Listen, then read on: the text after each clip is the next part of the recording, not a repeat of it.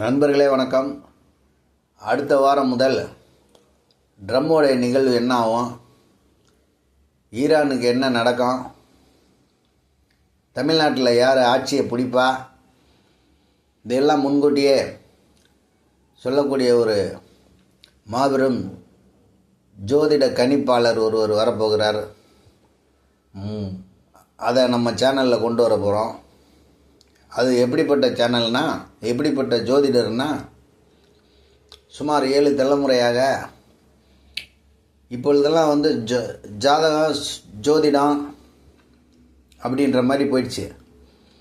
ஆனால் இதுக்கு முன்னாடிலாம் கிராமங்களில் ஒரு ஆட்டை காணும்னா சாமிக்கிட்ட குறி கேட்பாங்க. அவர் உடுக்குன்னு ஒன்று வச்சுருப்பார்.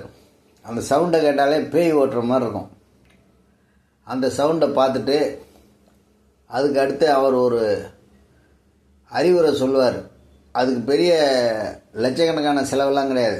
1.25 ரூபா பணம் அப்படிம்பாங்க. ₹1.25 காணிக்க. காசே இல்லாதவங்களுக்கு 1/4 ரூபா வைப்பாங்க, வெறும் 25 காசு. அதையும் முடிஞ்சு வச்சுருவார் அந்த ஆள். அவர் என்னைக்கு சாமிக்கிட்ட போகிறாரோ அன்றைக்கி போய் அதை உண்டியலில் போட்டுவார். அவர் சொந்த செலவுக்கும் எடுத்துக்க மாட்டார். இவங்களா பார்த்து ஏதாவது கொடுத்தா உண்டு, இல்லாட்டி இல்லை. இப்படி தான் அந்த காலத்தில் ஜோசியம் இருந்தது கிராமங்களில். அதன் பிறகு கொஞ்ச நாள் கழித்து அந்த காலத்தில் இன்னொரு விதமான சோசியம், சோழின்னு ஒன்று இருக்குது. வெள்ளை வெள்ளையாக இருக்கும். அதான் கடல் முத்துக்கள். அந்த இதில் இருந்து சிப்பிகள் மாதிரி இருக்கும். அதில் ஒரு 6 விழுந்தால் எத்தனை வரும், 2 விழுந்தால் எத்தனை வரும், 6, 8 விழுந்தால் எத்தனை வரும், 12 விழுந்தால் எத்தனை வரும்னு 12 சோகி வச்சுருப்பாங்க. அதில் தாயம் விழுந்துருச்சுன்னா அந்த சோசியக்காரர் என்ன நினைக்கிறாரோ அதை சொல்லுவார். அந்த சோகி போட்டவர் சாமியாராக இருப்பார். அதை போய் பார்த்துட்டு அவர் நினச்சதை சொல்லி விட்ருவார். அம்மா என்னம்மா கேட்குறேன்னு கேட்பார். தாயம்பாங்க. தாயம்னா ஒன்று வந்துருச்சுன்னு வைங்க. அதை போய் அவர்கிட்ட சொல்லுவார்.